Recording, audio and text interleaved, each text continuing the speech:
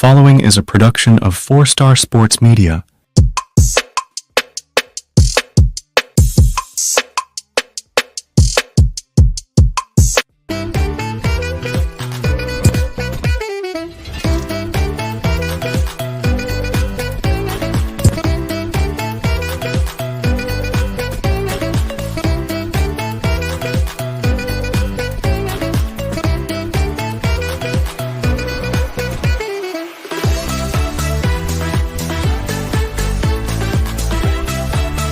Are you hungry? It's time to sit down and get full of sports on the Sports Buffet presented by 4-Star Sports Media with your host, Wes Pruitt.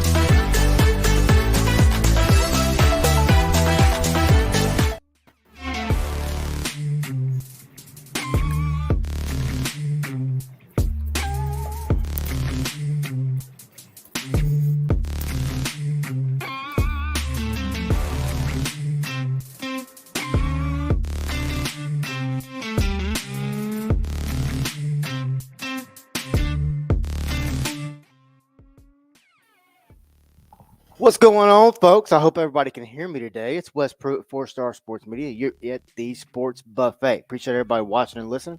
Over at the live feed here in Northwest Arkansas, a rainy and wet Northwest Arkansas, but much cooler, which I'm very happy for. John Sturdivant, how you doing, man? You're on mute, by the way, John. I'm good. The rain is headed this way as well. Thank you for the cold front. Yeah, you're welcome, buddy. It's supposed to be pretty cool here the rest of this week and then going into next week, which is nice. It's very much needed. It's been hotter than fish grease up here, man. Got a jam-packed show today, John. It's nothing but college football talk, but let's start real quick. Speaking of college football, everyone's needing tickets, right? So if you need tickets, go over to SeatGeek.com. When you do, create yourself a login or an account there. Once you do, get your account all figured out, get it logged in, get your password wrote down, all that good stuff so you don't forget it. Then go and find you any football ticket, $50 or more. Honestly, folks, that shouldn't be that hard to do in today's age of college football. Find you any tickets, $50 or more. When you do, type in that code right down there at the bottom of the screen, 4-Star Sports Media, and that promo code will save you $20 off that ticket purchase. So if you want to get tickets, if you want to get a deal on tickets, we here at 4-Star Sports Media can help you out with that. SeatGeek is our official seat supplier, and we want it to be yours as well. I know John's looking into some tickets right now. Not quite. Maybe next couple hours. Yes. Yeah. But welcome to the show, everyone. We appreciate everybody watching and listening. These questions that we're getting ready to say are not up on social media yet. They will be once the show ends. And it's all college football today. So it's college football wall to wall. Got Ben Chase, big guy, Ben Chase, coming on with us to talk Florida Gators, SEC. And Ben had a very interesting, I call it extended road trip, John. It was really just a trip across the country going to different college football games. So we're going to talk a little bit about him with that too. So let's start with the burning question of the show. John, you ready? Yep, go ahead. What is the point? And we're going to get into this at the end of the show. The question is, what is the point of media days? Is it for show? Is it for clicks? Or is it for real information? Or is it a combination of all three? It's a very interesting question right now.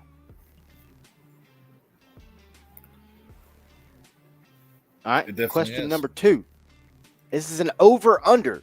Okay, over-under. Show will debut Sunday right here on the 4-Star Sports Media Network. So we're doing over-under. How many coaches will lose their jobs in 2024? Not, let me, everyone listening. How many will lose their jobs?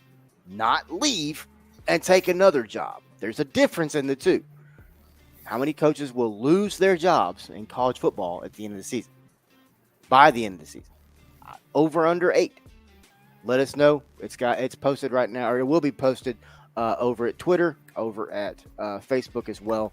And then the last one, John, over under how many days PTO are taken nationwide to play the new college football 2024 game, and that is 3 days average over under. How many days PTO nationwide are people taking to play NCAA college football 24? I was thinking about it last night as I scroll social media and you see nothing but posts about NCAA football. And I got thinking to myself, that wasn't like that years ago, man. When we played that game years ago, nobody talked about that game. But now everybody's talking about it. So speaking of talking, John, it's talking season, right? Everybody loves talking about college football, and now it's time for the coaches, media as us, and others to talk about the college football media days that they're here. Let's start with a little bit of SEC, John. We talked a little bit about the Big 12 last week. Now SEC is here this week. Started out on Monday. There's now 16 teams. Greg Sankey would say Monday that he is really, really, really he likes the strong 16. He feels like they sit really strong there. He feels like that they really are set where they want to be. So, you know, we've heard recently about possibility of Florida State leaving the ACC. Some people have mentioned the Big 12. Some people have mentioned the SEC. But it's now been reported that the SEC is not going to take Florida State. So now, the Big 10, not Big 12. So now the eye becomes, will Florida State make the jump over to the Big 12, which they're going coast to coast. So that does make sense. John, of course, we saw the passing of Monty Kiffin, legendary football coach, father of Lane Kiffin. And a lot of people give Eli Drinkowitz a lot of crap. He's goofy. He looks like he's like your IT guy for a company. But, man, his speech yesterday was incredible. It really was. Go ahead, John. You're on mute too, by the way. The last couple of days down in Dallas, Texas have been phenomenal. Anywhere from Nick Saban waking up at 5 o'clock in the morning, getting to the Dallas hotel and forgetting his credentials. It's pretty interesting on that. We know who you are, Nick Saban, but you forgot your credential. That's the only way they can get in right now, and you got to go back to the hotel to get it. But, it's good to see Coach. Let me give Lane Kiffin a ton of love on this week. The way that he's been handling everything. Also, like, the players are around him 100%. And it's also good to see Nick Saban actually use a text message tool by texting these coaches as well. So that's the first thing that comes to mind regarding Dallas. And it's not the same without Nick Saban for one thing. And Nick Saban definitely deserved that SB award last week as well. And definitely it's not the same without Nick Saban. But I've been enjoying the SEC media days on what I've watched so far because it's hard to watch full 6 hours all at once. But so far it's up to par, and that's one reason. Not only for the coaches per se, but also the players' point of view as well, because I'm liking this because Carson Beck even said, I might have a nice car right now, but I'm not getting pulled over going over 100 miles an hour. Man, that was a little shot at his own team there. I caught that quote when looking over the quotes last night as well. But when you look at the SEC, of course, you bring in Texas, you bring in Oklahoma. Texas and Arkansas, for example, are big rivals. Obviously, what I'm excited about, not even Arkansas and Texas, I'm excited to see Texas A&M and Texas again. To me, growing up, that was one of my favorite rivalries. I always enjoyed those two teams getting after it. Texas, College Station was always lit up as well. It was Austin. So I'm really excited to see that. But I'm also excited to see, I know it's going to sound weird, John, but I'm excited to see like teams like Vanderbilt, Ole Miss, Arkansas, and others play these teams in other sports outside of college football. Like when it comes to baseball, soccer, swimming, when it comes to a whole, this 16-team SEC, in my opinion, the SEC was the top conference in college football prior to now. But then you add these two guys in. Is there anybody better than the SEC right now in college football, John? Heck no, there's nobody better. I also agree with you 100% on other sports, but I think you forgot gymnastics out there because who does not want to see Oklahoma and Texas go down to the games or Baton Rouge, especially when Olivia Dunn is back in Baton Rouge, as well, because who doesn't want to see the Oklahoma and Texas gymnastics go down to different cities as well? Of course, you've been to Arkansas gymnastics plenty of times with your wife. It's been selling out. where you go in the SEC as well. And it So will that's this year too. well this year too with the additional Oklahoma and Texas. But yeah, I'm agreeing with you. Texas A&M is back. Heck, Georgia, Texas this year, man. It's like a preview possibly of the SEC championship. So yeah, get your tickets now before they go up $500. Yeah, and if you do need tickets, like I said, let me throw this promo code back up there for you again. If you need tickets, go to SeatGeek.com, create you a login. Once you create that login, write your password down so you don't forget it. And then once you do that, go and enter that promo code down there at the bottom of the screen there. It says 4-Star Sports Media. Type it in all together, one whack, and that will save you $20 off of your ticket purchase. We're talking college football. John Stardivant's in the house. Got Ben Chase coming on to talk Florida Gators here in about 5-6 minutes. And then we're going to get into the Mountain West Conference here in a little bit. We're going to get into the Ohio Valley and Big South. Name another sports show talking about that right now besides one in Martin, Tennessee. And then we'll do some over-under college football style rapid fire. John, I don't think you knew that one was coming, so I'm going to throw a little curveball there. I've got 1, 2, 3, 4, 5 rapid fire questions for old Johnny boy over there. And then called was it work? Yep. And then we will end up with a little bit of dessert. Well, where we'll go over the burning question of the day, which is, in case y'all forgot, what is the point of football media day events or media day events? Is it for show? Is it for clicks? Is it for real information? Or is it for kind of a hodgepodge of all three? So we'll get into that at the end of the show. John, man, let me go back to Eli Drinkwitz, man. So a guy yesterday, and this is what got my head going on the whole, what is the point of media days? A guy stood up yesterday and told Eli Drinkwitz, I was born at the same hospital you were. Drinkwitz goes, well, there you go. What? What? We're asking that question? We get a chance at SEC Media Days to ask a question, and we stand up and tell Eli Drinkwitz, we were born at the same hospital. I was born in Alma, Arkansas. That's where Eli Drinkwitz is from, Alma, Arkansas. Parents still live there to this day. Lived there, he said yesterday, they lived there 40-something years. But when you listen to this guy talk, man, first off, John, let me start by saying this. He started his statement with a eulogy of Monty Kiffin. And then following that, he follows it up with Mike Leach and telling the CEO of the College Football Hall of Fame to use your executive order and give him one more point or one more winning percentage, because you got to have a 60% winning percentage. He has 59 right now. And put him in the College Football Hall of Fame. Do you agree? Well, let me ask you this, John. What's your take on the Eli and starting his entire SEC Media Day thing, which you knew everybody's watching, with those two statements prior to getting to his football team? I love it because he shows his passion for the game. Like he's been, people might hate him, like you brought up like 15 minutes ago. But to be honest with you, I think it's just a lot of people hating him because the way that he is in these press conferences that he is after the games and whatnot. But I think it's also showing his passion for the love of the game.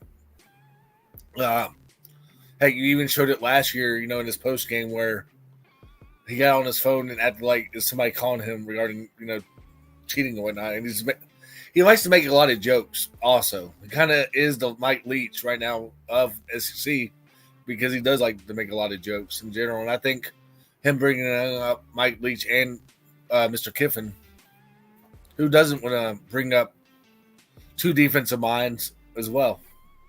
I know Mike Leach was an offensive mind, but he was also a defensive mind at times as well. Yeah, 100%.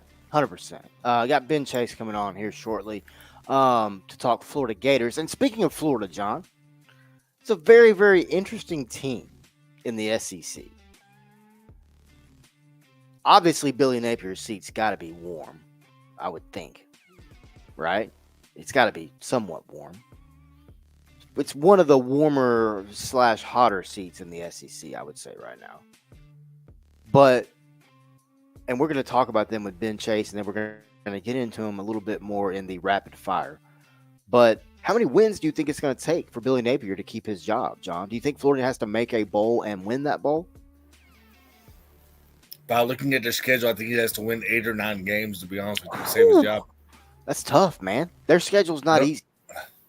I know it's tough, but Ben maybe can give us maybe like an over and under on his opinion on how many wins Billy Napier, I think, to be honest with you, 8 wins maybe saves his job.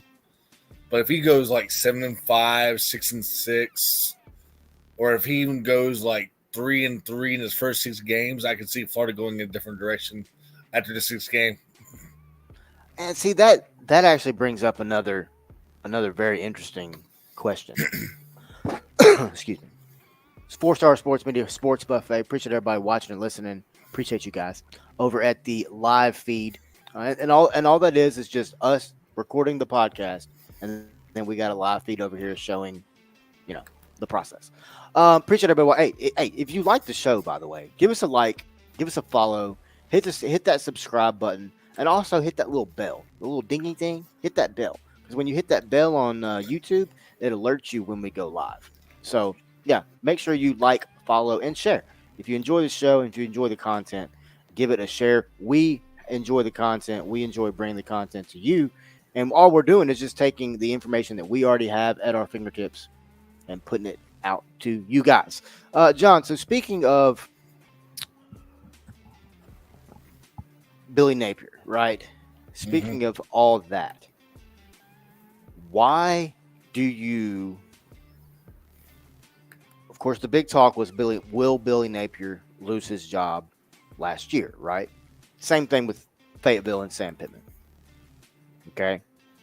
I'm hearing a lot of the same things in Fayetteville and out of the Arkansas, or some of the Arkansas fan base, that, Sam Pittman's going to be gone 6 weeks into the season. 6 weeks. There's no way he makes it to Missouri. There's no way he makes it to the last game.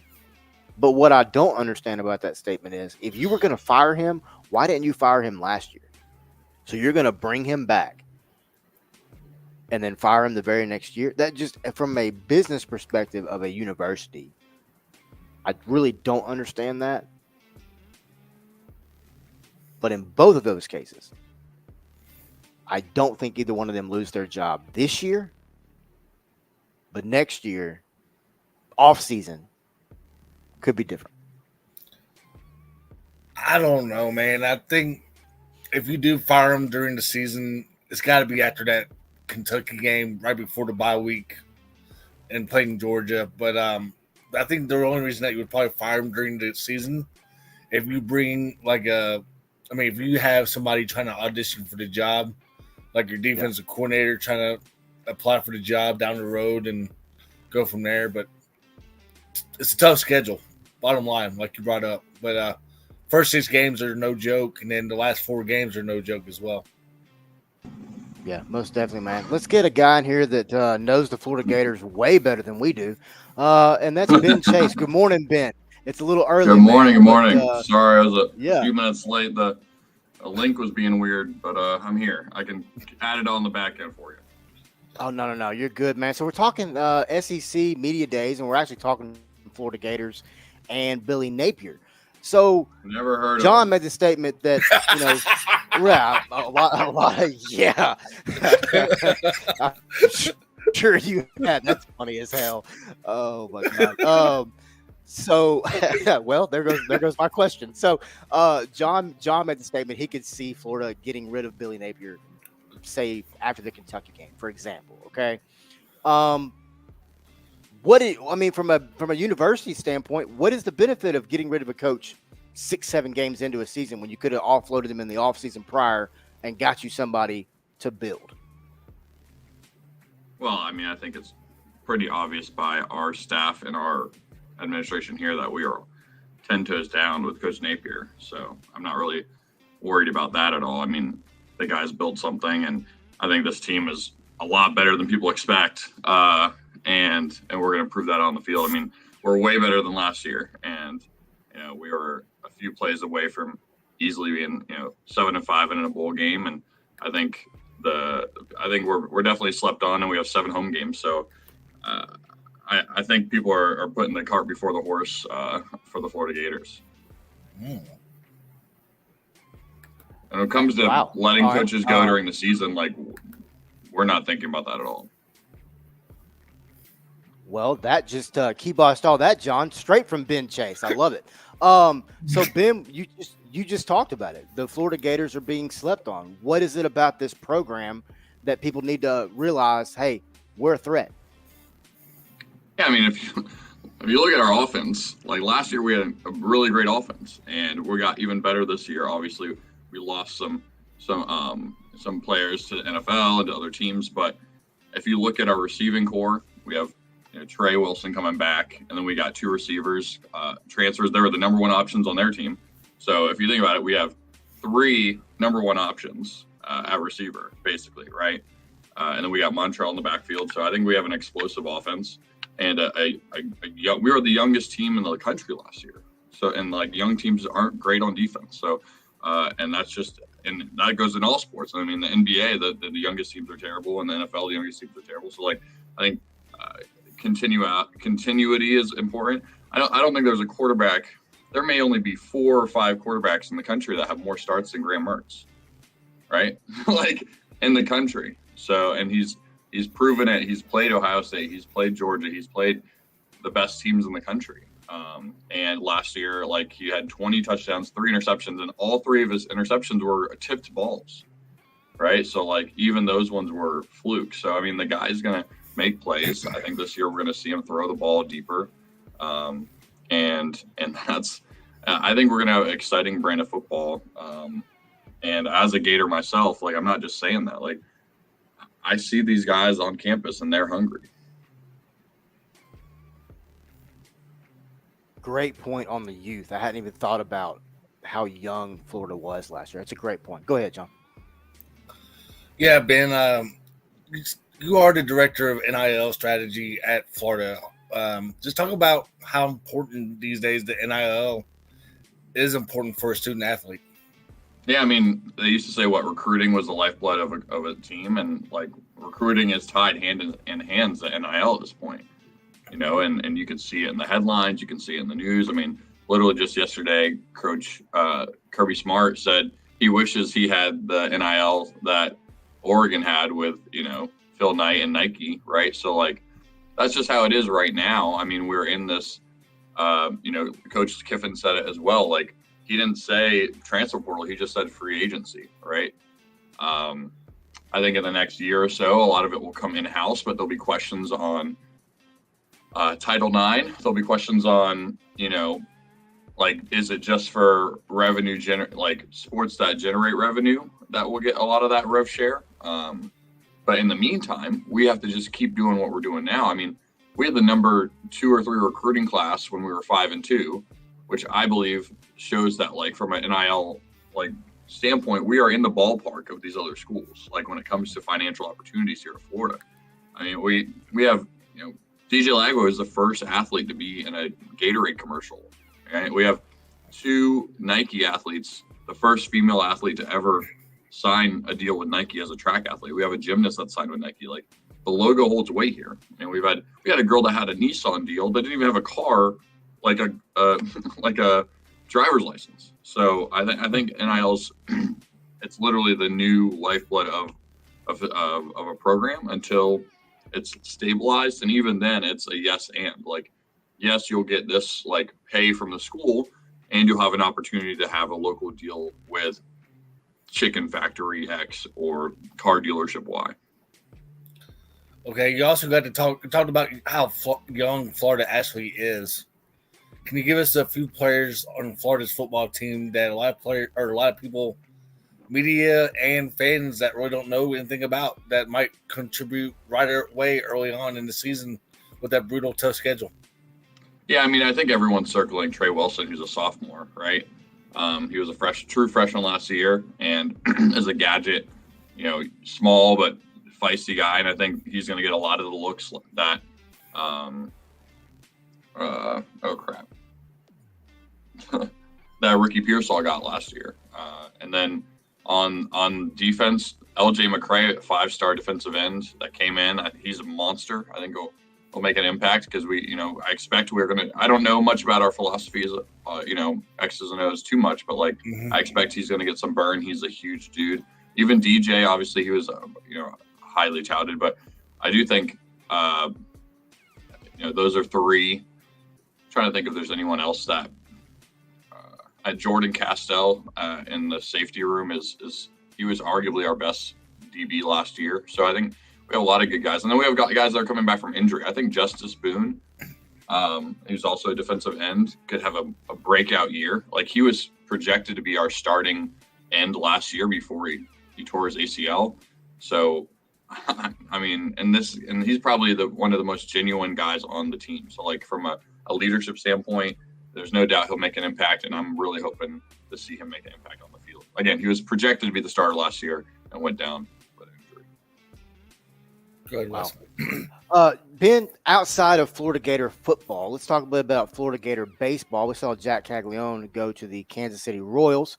Yeah. We actually spoke with Jack the night he was drafted, and we asked him specifically about Kevin O'Sullivan and what he means to him. And Jack just went on and on and on about, without Kevin, he does not have an opportunity to play two ways. Talk a little bit, if you don't mind, about Jack and just what he's meant to this Florida baseball program. Yeah, Jack he's the Tebow of our baseball program. The guy, most home runs, in the history of the program. If he wasn't hurt his freshman year, he probably had the most home runs in SEC history. The guy was tracking for crazy numbers. He had a quiet, calm confidence about him. This guy, he would play defensive end. His name is Jack he is huge. The first time I met him, I legit thought he was a starting guard or defensive end for us. And then I was like, oh, he plays baseball. And then you have to play a two-way pitcher. The guy, he's everything you want in a program, face of a program. He's great on the field, great off the field, genuine with our fans. Obviously, like you said, he spoke with you guys, and I do believe that when you saw his interview about not wanting to take off the jersey, I think you could just tell in that moment. And we're lucky to have some. He's arguably one of the greatest college baseball players of all time. We also had, arguably one of the greatest softball players of all time, and Skylar Wallace, most runs in D1 history.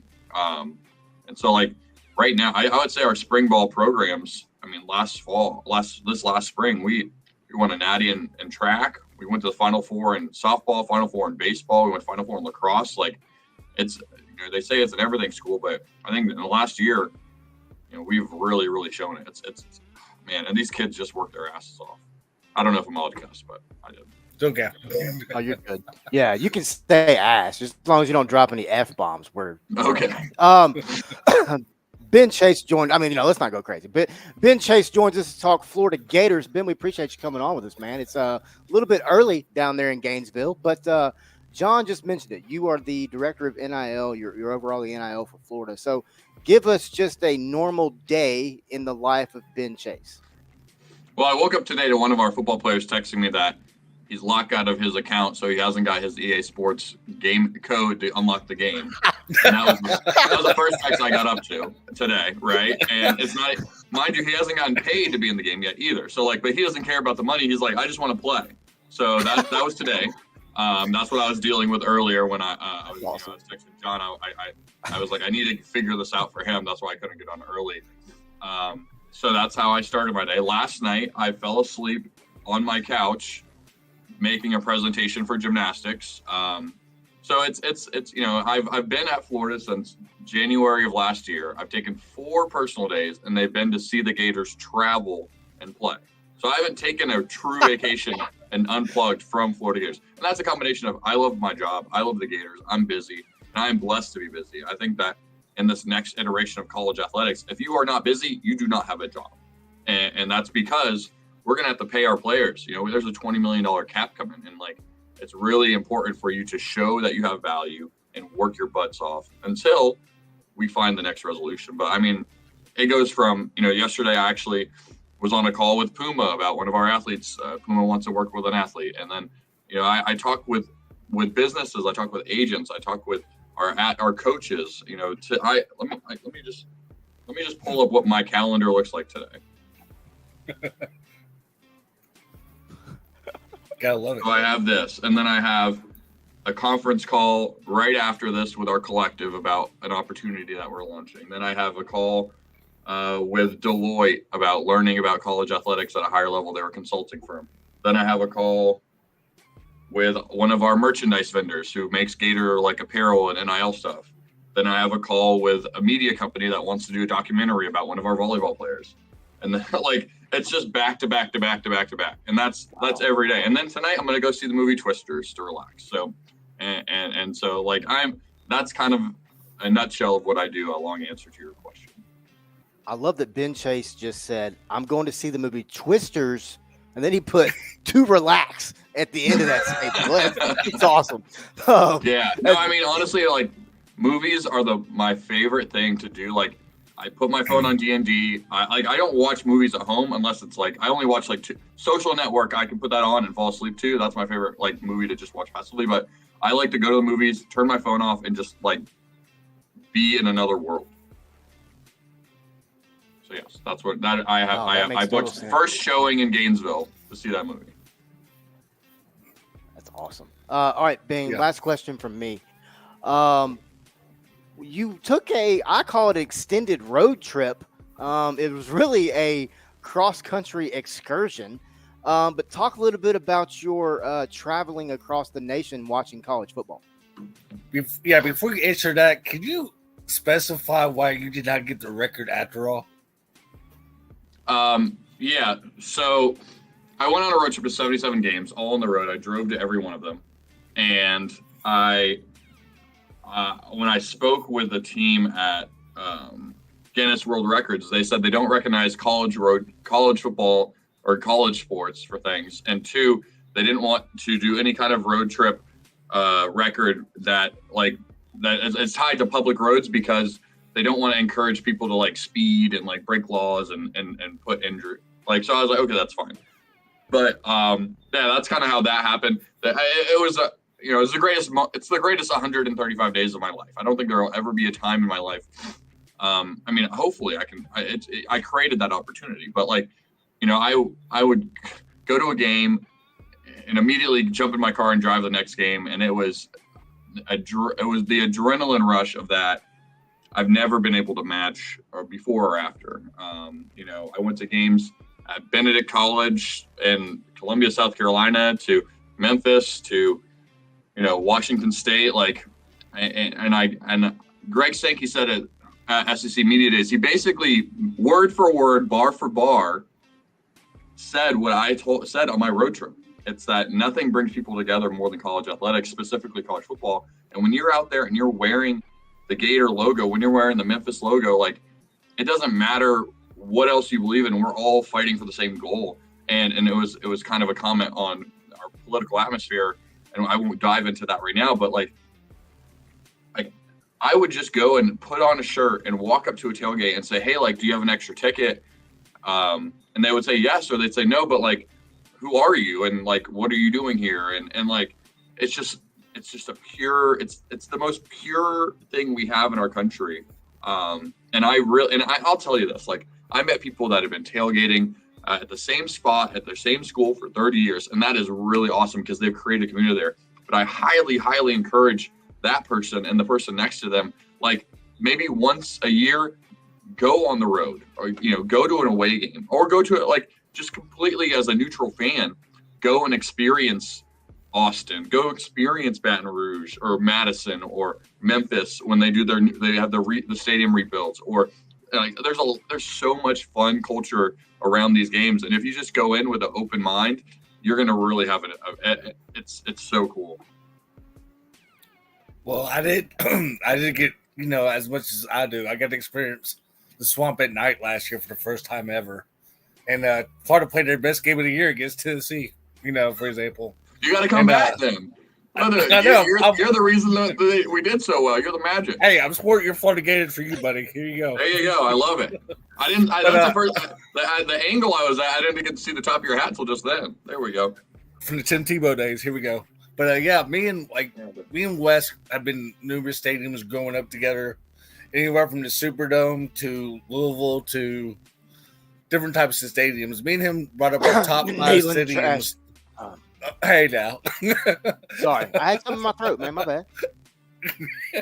Neyland trash. Okay, I get it. But yeah, man, me and Wes brought up our top 5 stadiums that we've been to last Friday, and I want to hear your top 5 stadiums that you got to experience on that 77 game road trip. No particular order. I'll say this: like I can't include Florida because I'm biased, right? And I will say that like if I had to include them, they'd be in the top 8. I don't know where. From an experience standpoint, I mean the Penn State whiteout is one that like you have to get to. I mean the production value, the energy, the optics. I mean from the moment you drive. Penn State's in the boondocks, you know, Happy Valley is like you're driving over a hill and you get there and then all of a sudden there's just people tailgating, right? And that game is something that I would say is up there. I didn't go to LSU on my road trip, but I've been there now I've been there 2 times, and LSU night game in Death Valley is really, really fun and really cool. So those, and everyone says those ones, right? I'll toss those 2. Where else would I say is special or really cool? I went to a game at South Carolina, and it was a game moved to, I think it was a Tuesday or Wednesday game, maybe a Tuesday, and the energy on a Tuesday night game that was moved because of hurricane was really cool. So I would love to see that at full capacity. Auburn night games. Full stop. Can't miss that one. And then let me think about like a Big 12 school or something on the West Coast. Washington State. Yeah. Washington State, the game I went to, there was a Thursday night game. That was really, really fun. The cool thing about their stadium is they don't serve alcohol inside. So like at halftime, you can leave and go like to your tailgate, your RV, and like have a good time and then come back in. So they have that re-entry policy, which is cool. Reckless but fun. Let me do one more. Let's see. BYU actually. So the other Cougs. I honestly they don't serve alcohol in the stadium, but man, they have these cougar tails. They're donuts. They're about this big, and they're maple frosted. And you get everyone jokes about the chocolate milk, but it slaps. Like you get that combination, and their fans are hyped and energetic and so nice. So those 2, and they're rivals because they're the Cougs and they're kind of in the same area. It's a funny little rivalry. So I would say those are some of the ones that you can't miss. I went to Madison, Wisconsin for a game, not on my road trip. I think the jump around is awesome. Iowa's awesome. But yeah, those are some of the ones I would say are really fun. My last question for you, Ben. Give us your Mount Rushmore of the Florida Gators. I mean, you obviously have Tebow. I think I'll do like 3 like obvious and then like one of my personal favorite athletes probably. Or are these football or all sports? All sports. Ooh, okay, well. That makes it harder. Coaches can count too. Yeah, well, I mean, like Spurrier has to be on there because he was, he won us our first natty. He was our first Heisman coach. Like, so Spurrier, Tebow. I'll say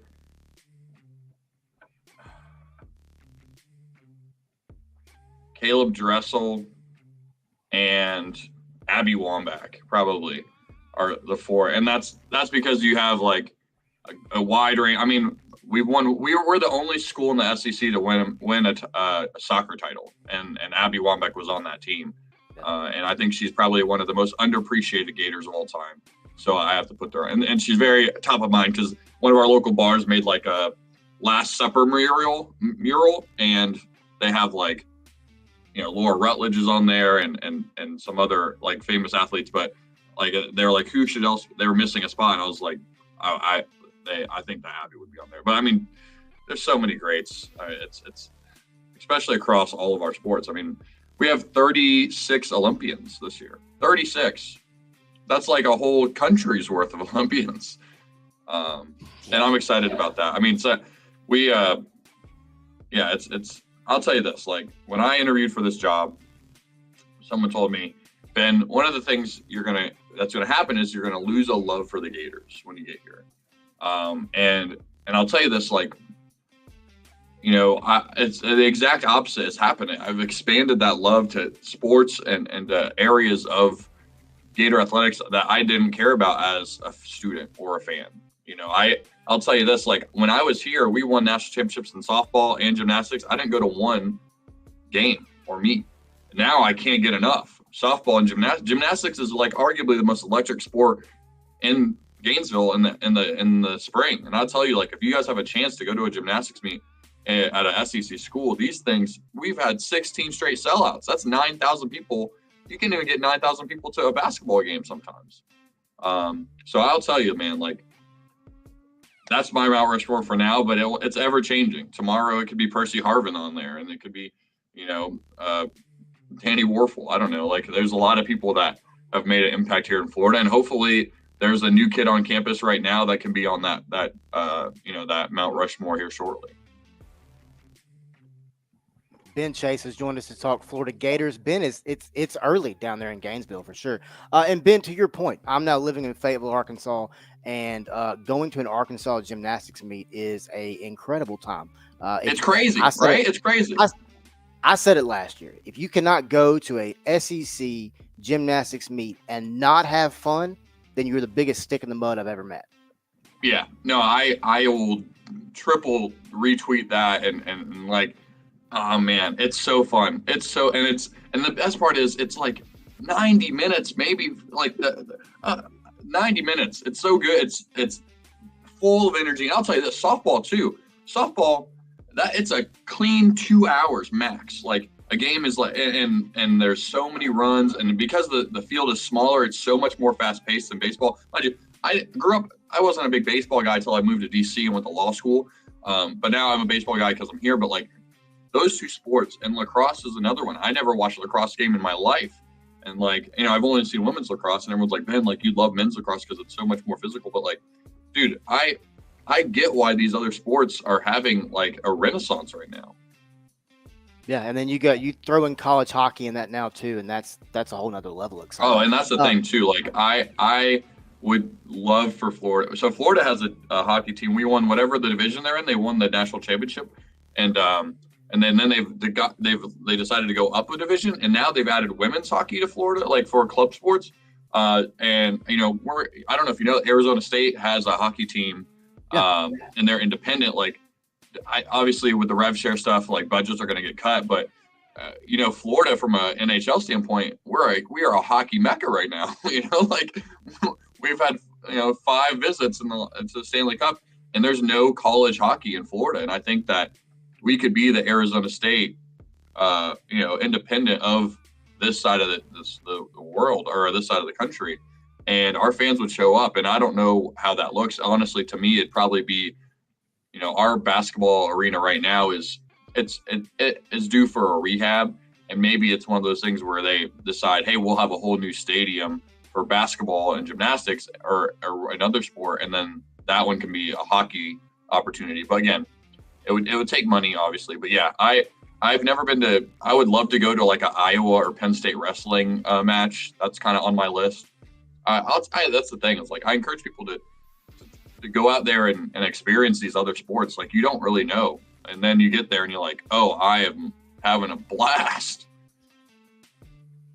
Well, and that's what the whole point of the name Sports Buffet is for this show, is we talk everything. It's not just the quote unquote big three. It's a little bit of everything. But Ben Chase has joined us this morning. Ben, we appreciate you carving out some time this morning. We know you've got a very busy schedule.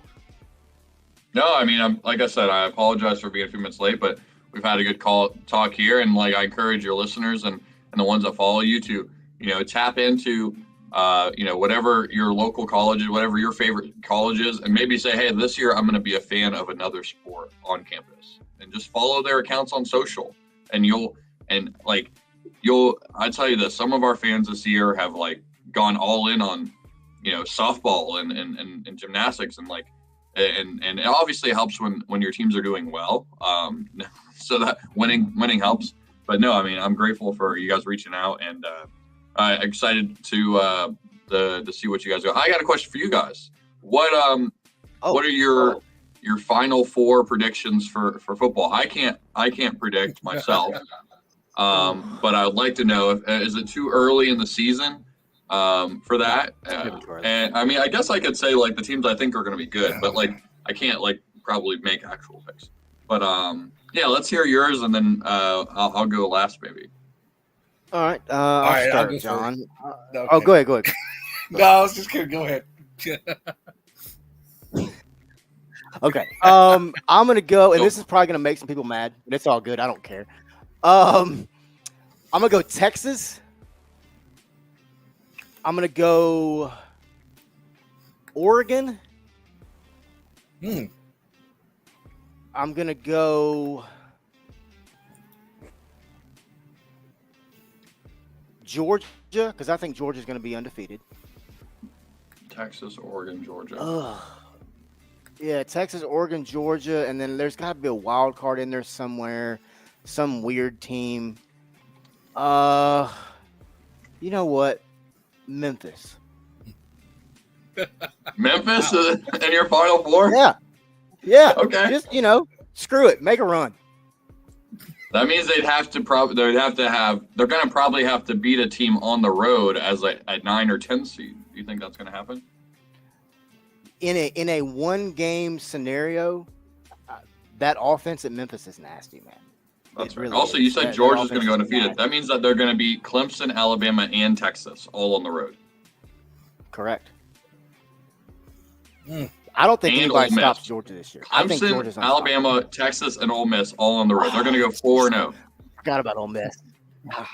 Ooh, that's tough. I don't know. So I'm just trying to say, I'm not mad at you for putting Georgia in the Final Four. No, but like saying they're going to go undefeated, like Florida has the hardest schedule in the country, but Georgia's schedule is brutal. Like I can't even hate and they're my rival, and I'm like, yeah, you guys. Hopefully, you lose all those games. Yeah, Okay, Ben Chase, you got me. Let me retract that. I think they lose one game. Yeah, they got. I mean, one of those four, and then mind you, obviously if Georgia was at Auburn, I'd say that one. But Auburn going on the road to Georgia is a little different. And then they host Tennessee and they host.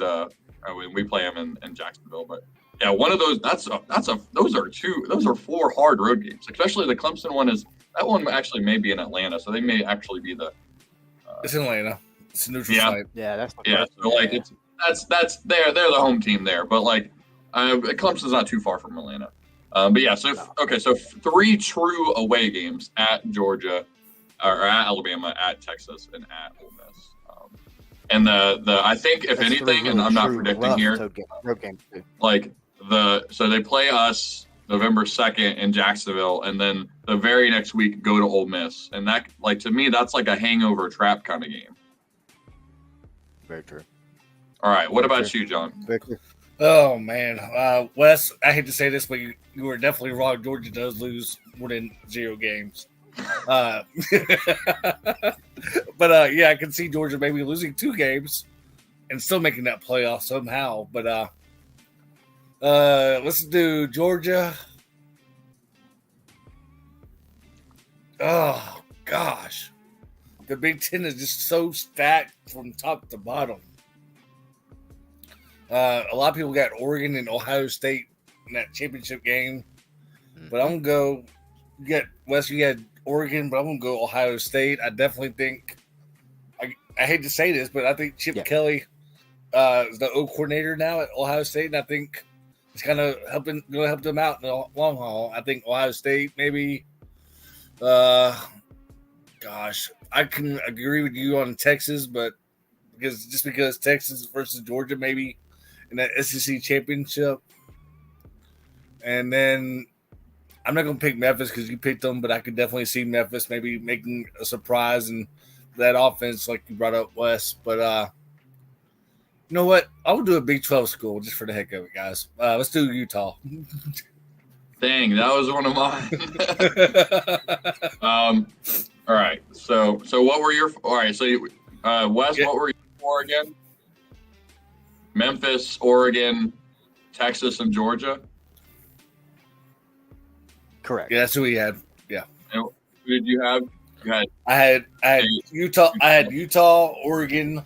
Not Oregon. Utah, Ohio State, Texas, and Georgia. Utah, Ohio State, Texas. Utah, Ohio State, Texas.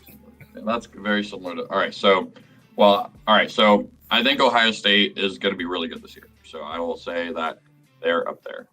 And you got to think. So the Final Four, that means that these are the ones that survive the group of 8, right?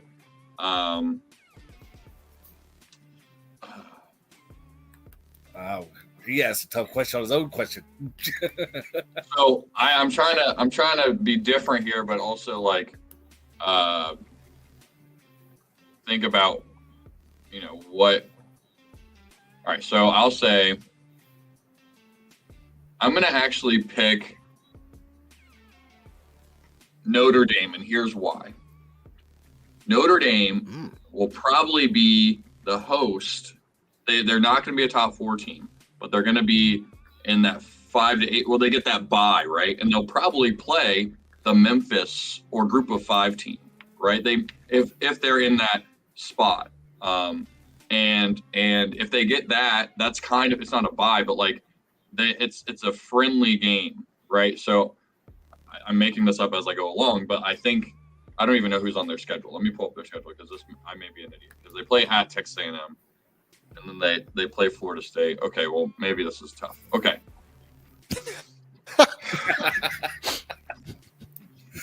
And on that quarterback play. Yeah. Yep. You know what? I'm going to lean into it. So Ohio State, Notre Dame, Georgia, and crap. I don't want to go Texas. I want to mix it up here. Utah was a fun one for me. I liked that pick. It's a great pick. Coaching matters. Man, Whittingham No, I is know. so good. You know what? I'm just gonna have fun with this one and go with the Lane Train and Ole Miss. Very great option. I can see that happening. Yeah, it's one of those things where they just got to get in and win a game or two. And I really like Clemson this year, and I really like Florida State in the ACC. I think Clemson is, people are sleeping on Clemson, and they would be right there. And I think they'll be a Final 8 team. I don't know if they'll be a Final 4 team. So. Well, I don't know why I'm picking Notre Dame. I like Clemson more than Notre Dame. I just talked myself into Notre Dame. I may have regrets, but I'm going to ride with it. So Notre Dame, Ohio State, I'm going to say Georgia, and Ole Miss. Why not? Well, All right, John, write this down. We're going to revisit this later in the season. Florida plays Georgia and Ole Miss.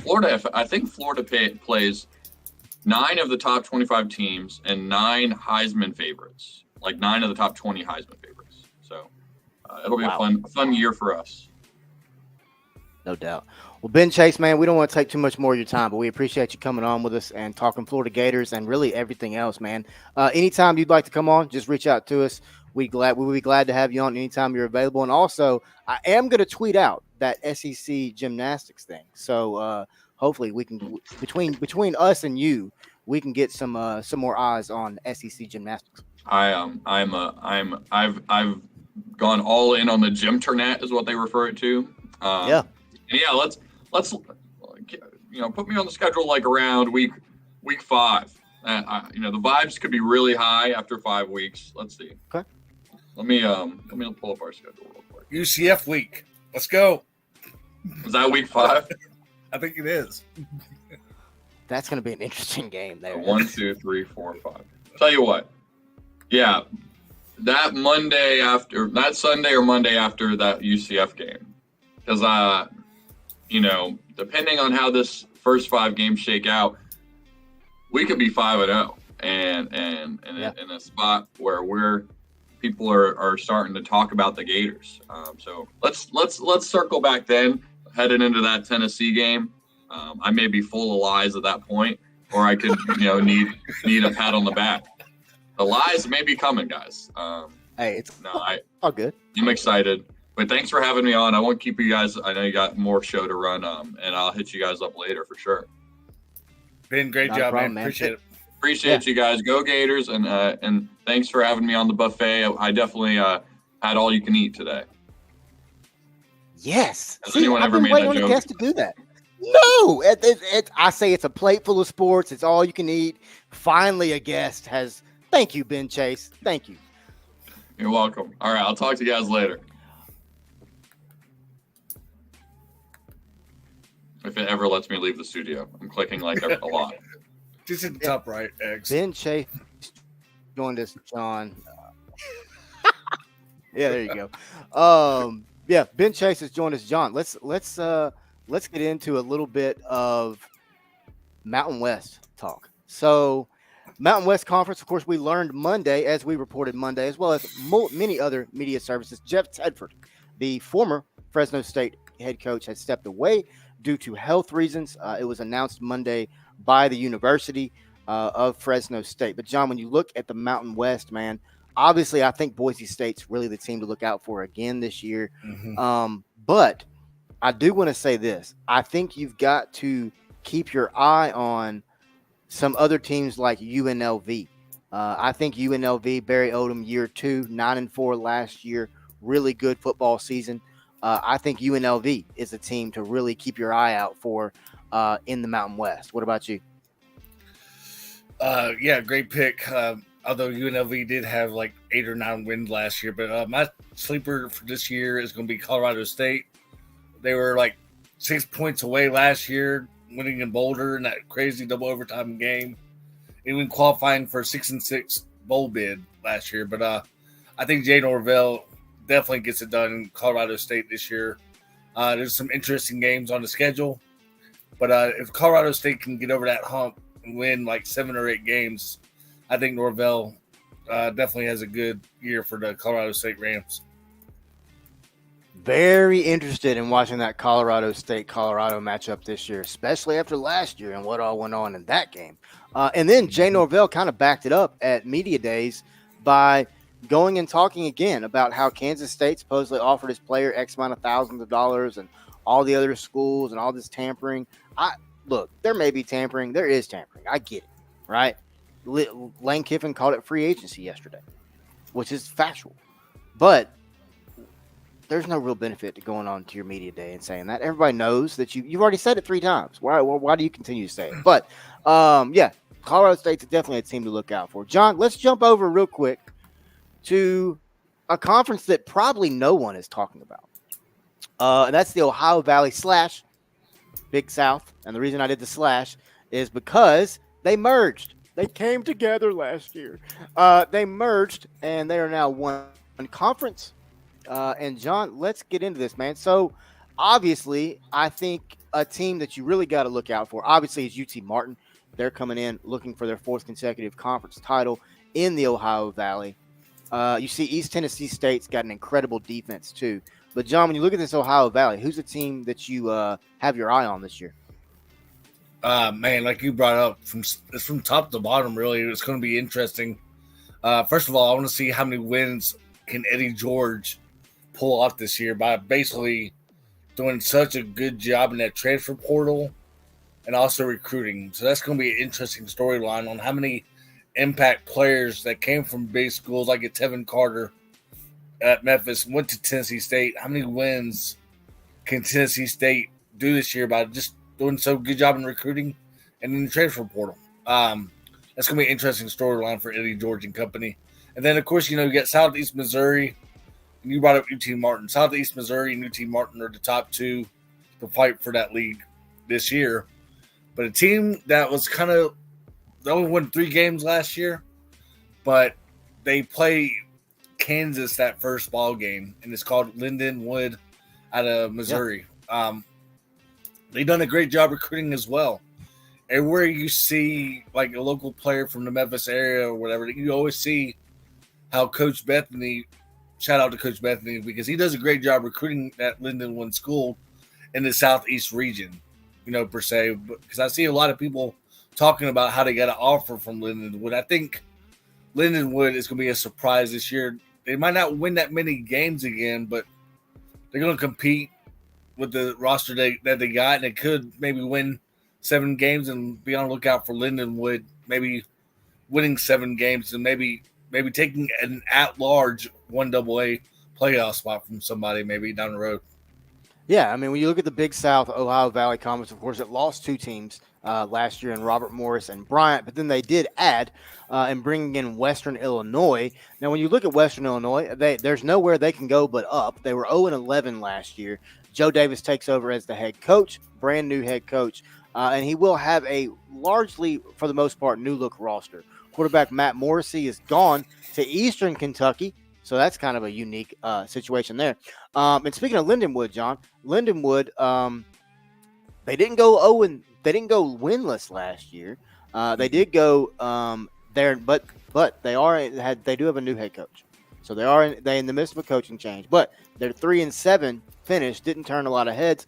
But don't forget this: Lindenwood's only in year 3 as a Division I program, and we understand the jump that has to be made from that division, D2 to D1. But Lindenwood's trying to get back to where they were just a couple of seasons ago when, like you said, John, they won 7 games and took down several FCS foes. So when you look at this team, man, and you talked about Eddie, Tennessee State, I would really like to see them have a really good year. Buck Buchanan Award recipient Terrell Allen is went to Tulane, and he took almost half the sacks that TSU had last year, and that's 14.5. And he was 3rd in their tackles for loss with 28. But you look at this team, and I think Tennessee State will be, man, they got a lot of work to do. But can they get their first conference championship since 1999? We'll find out this year. All right, John, it's time, man. It's time for a little over-under college football rapid fire style. You ready? Go ahead, bro. All right, over-under wins Florida 7. Oh, even. Okay. Over-under wins Arkansas 6. Right now, on top of my head, under.